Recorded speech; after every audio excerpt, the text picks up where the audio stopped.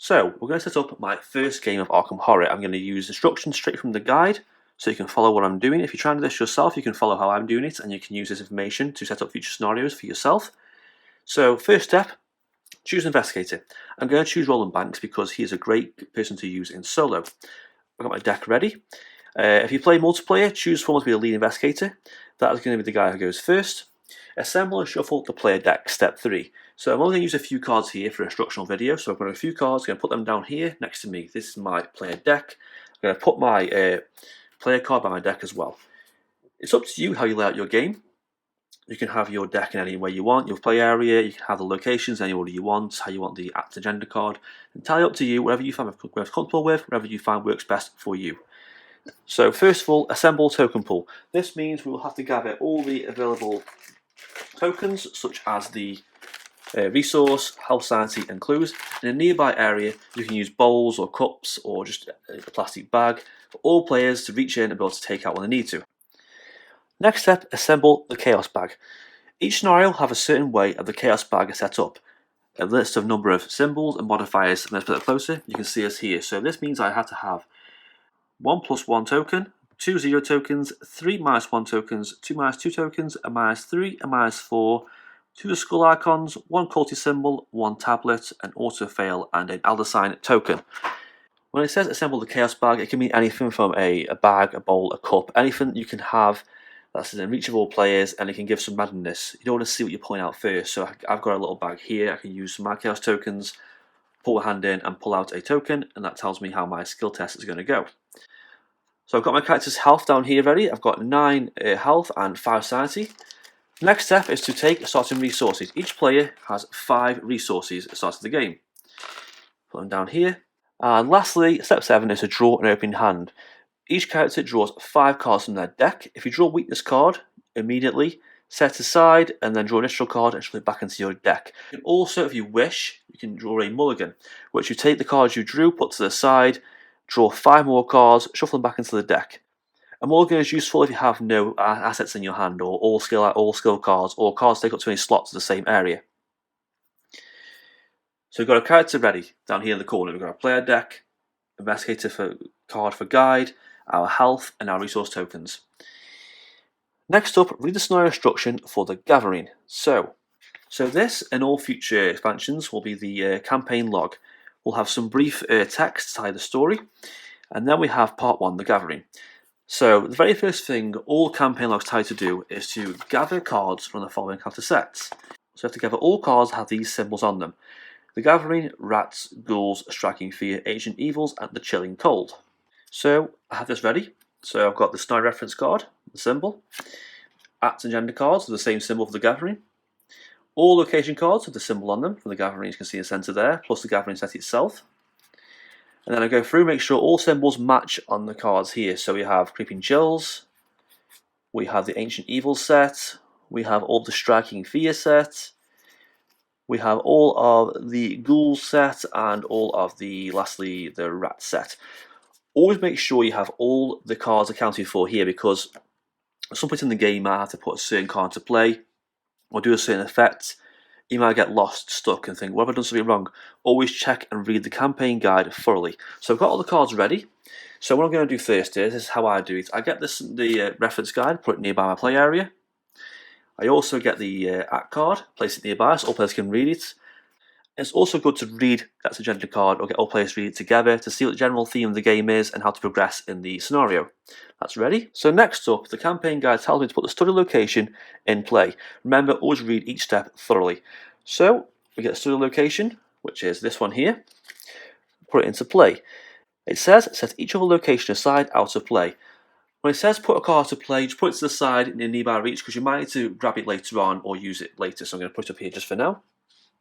It also says that each investigator begins play in the study. Because I'm beginning play in the study, that will mean I have to put my character's card here, mini card, and all the players next to the study. Because we are actually in the study, it'll be on the unrevealed side. It wouldn't go this way down because we're already there. If someone's already there, it's revealed. There we go.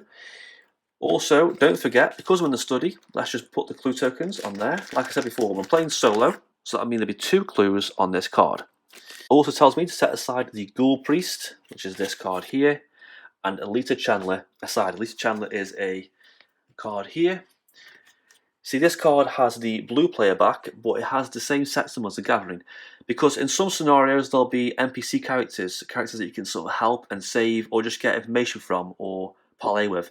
Put it to the side for now.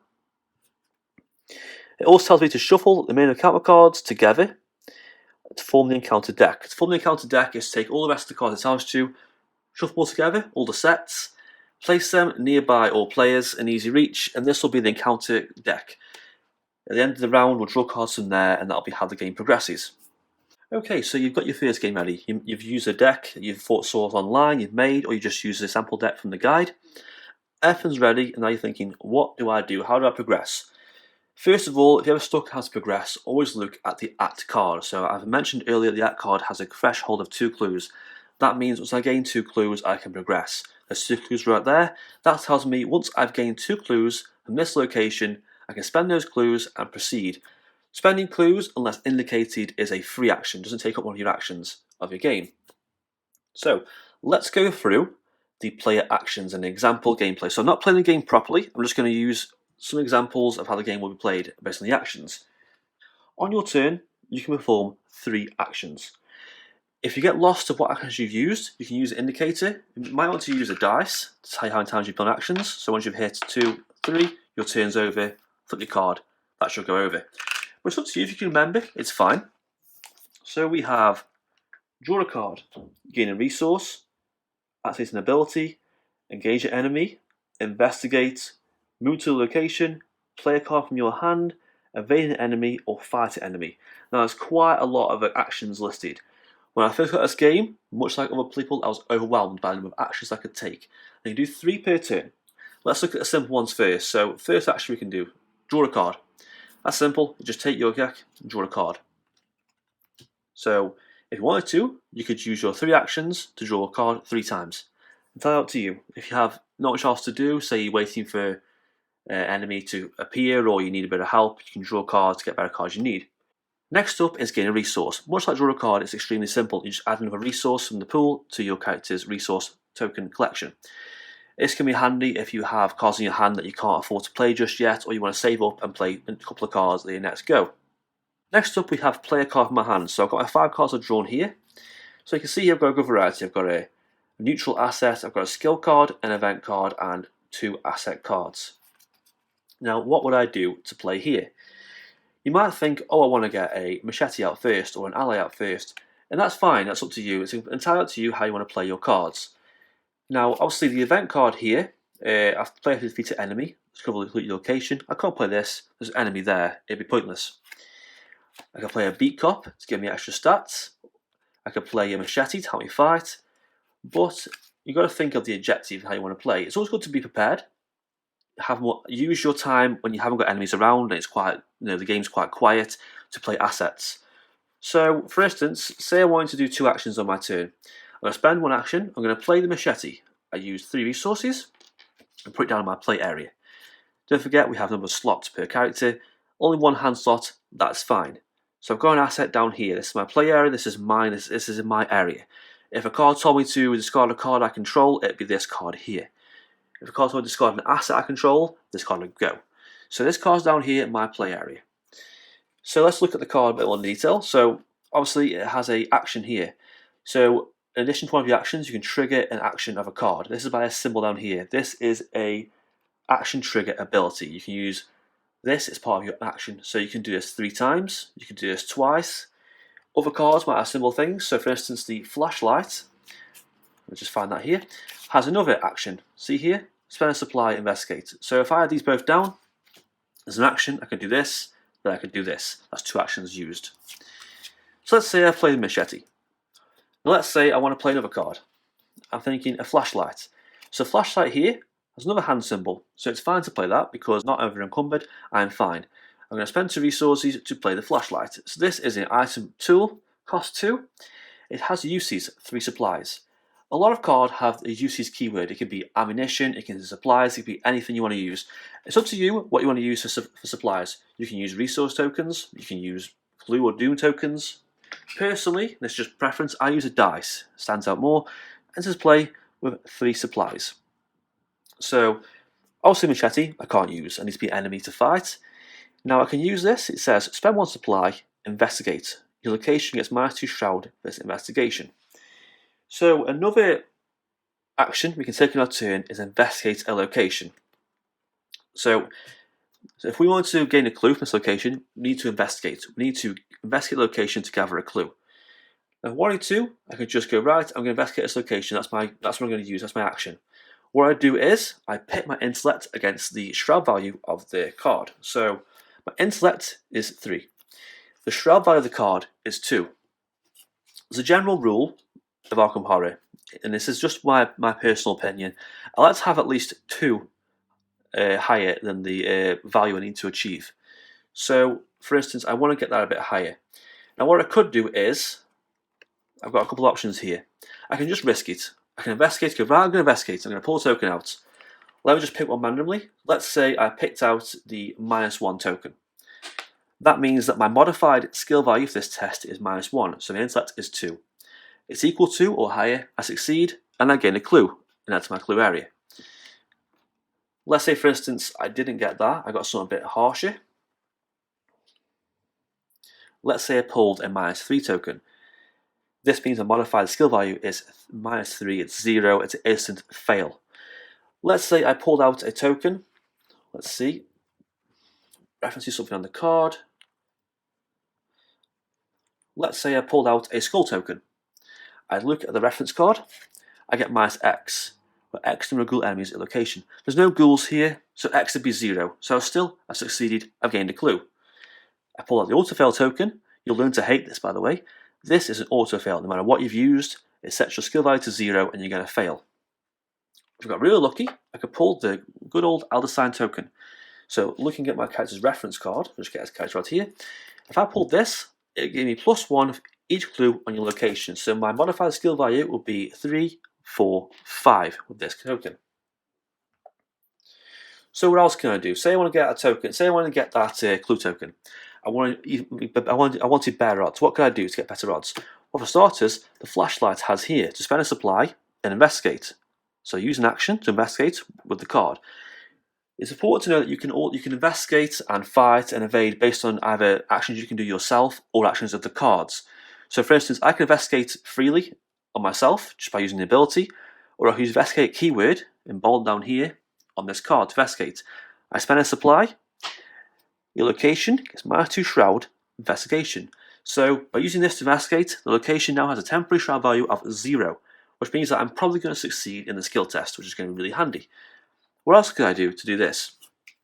With a skill test, you want to maybe look at the card's top left symbols. These are the skill boost icons on the cards. When you're performing a skill test, you commit this card to the test. You don't have to pay anything, it costs no resources, even this card here for 4. If I were to add an extra +1 combat value to my character's card, I commit this, I pay nothing, it's discarded though, but I get a +1 to my combat value. Let's say I didn't have flashlight, let's say that was gone, that's out of the way. I wanted better odds to get this. I could play this event card as a skill. I'm not playing it as an event, I'm not paying the resources, I'm not using the event card's ability, I'm just using the skill icons here. So this tells me I will get +2 to my intellect skill, popping it up to a nice, good 5, which means that now when I use the skill test, I'm probably definitely guaranteed to gain that skill. But in Arkham Horror, nothing's a guarantee, and you might still fail anyway. That's the fun. Another action I can have is engage an enemy at my location. So if an enemy is at my location, and it's not engaged with me personally, it's engaged with someone else, I can use my action to engage that enemy. When you're playing solo, you won't use this much, and it's probably one of the most less used actions in the game, but it's really handy if a character has an enemy. When you spawn an enemy from the deck, let's just pick one. So if I spawn an enemy, say if I drew this card, it'd be engaged with me. It's in my play area, it's actually classed as your threat area. This enemy is engaged with me, it sticks with me. Where I go, it goes. So if I was in trouble, or someone had a better fighting skill or a weapon, wanted to help me out, they could, if they wanted to, engage this enemy here. And they could take it away from me and engage with them instead. The only reason to do this, well, there's 2 reasons. One, the enemy won't attack me anymore, it's engaged with them instead. And 2, if you fight an enemy that's not engaged with you, engaged with someone else, and you fail the test, you could end up damaging that player. So it can be pretty tricky depending on what you do. Next up, we have the move action. Now, don't forget, I'm not actually playing the game properly here. I'm just using cards to make it so you can see what I'm doing. So I'm in the hallway here. There's no clues there. And I have 3 symbols down here. I have the blue triangle, the red cross, and the green diamond shape down here. I wanted to move. I wanted to move to the cellar. I couldn't move to the study because the yellow symbol here is not down here on this card. Move to the cellar, I take my character's mini card, and I move it next to that card. It's entirely to you how you put these locations. You can have them in a sort of grid, you can have them just randomly about. It's up to you, whatever you find easier. So if I move, my player card goes there. As I said before, you go to a location, that location is immediately flipped over to its revealed side. And 2 things you must do. First of all, always read the forced effect on the card. For instance, this one here reads, forced. After you enter the cellar, take 1 damage. So I take 1 of my character's damage, put it away, and I have 8 health left. Also, add clues, like with this card, to the card itself. Another thing with location cards and some enemies, they do have the victory keyword at the bottom down here. When you gather all the clues from location, or you defeat an enemy in combat, they go to the pile, the victory pile. At the end of the game, you add up all your victory points and convert them to XP. XP is then used to buy cards. I mentioned in my previous video, cards with more level, higher little white pips in the corner. You can use XP to buy them, upgrade your deck, and get stronger in the game. Next action we have is attempt to evade an enemy. In Arkham Horror, evading enemies is extremely useful. Knowing when to fight or run is one of the best abilities you can learn early on in the game. So when I want to evade an enemy, I would compare my evade stats to the enemy's evade value in the corner up here. So for instance, let's look at the card here. We have Swarm of Rats. We have the symbol it belongs to. We have its fight, its health, its evade values. It's got the creature keyword and a hunter keyword. We'll explain its enemy keywords in a later video. But this value here indicates the skill value needed to fight and beat this enemy in combat. For instance, like these had shroud values, this has a value for combat. So if I do a combat test, I match my character's combat value. For instance, my character has a combat value of 4 against its 1. So if I was going to fight this enemy, I'm very likely to succeed in fighting the enemy. If I succeed, I deal damage, and that goes against the enemy's health value in the center here. So if I did 1 damage, that's enough to kill the enemy is gone, it goes to the scar pile, it's defeated. For instance, I could also use my machete to give me +1 for this attack, and if it's only enemy engaged with me, it does additional damage. What you want to really realise here is that, especially when playing solo, for instance, if you can, always use the card. The card doesn't exhaust. Some cards exhaust. For instance, when an enemy is evaded, some cards get exhausted and used up. It basically means the card is used up for this turn. You must wait till the next upkeep phase to evade the card. So I could fight and gain +1. It's a win-win here. I gain +1. I have a 5 combat value, even better. And the good thing here is it deals +1 damage. So even if I fail the test, the card alone deals +1 damage and will succeed and kill the enemy.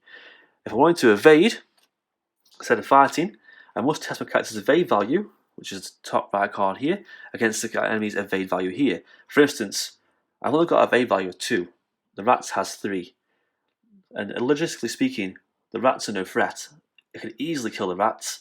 I mean, I could evade and run off and leave them, but I could instead, killing them would be a better option.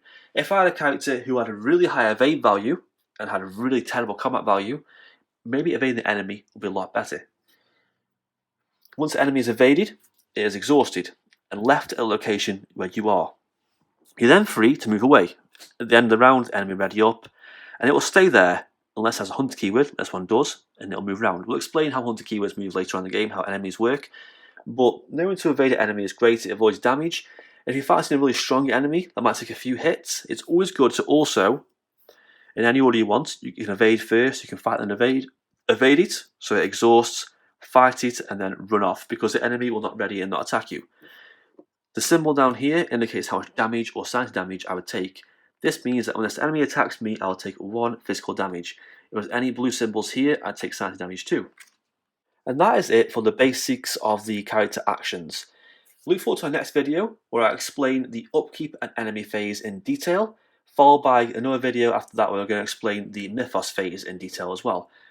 I hope you found this video informative and you found it useful when you're playing Arkham Horror. If you have any questions or any suggestions, leave them down below. Leave a like and subscribe if you can, and thanks for watching.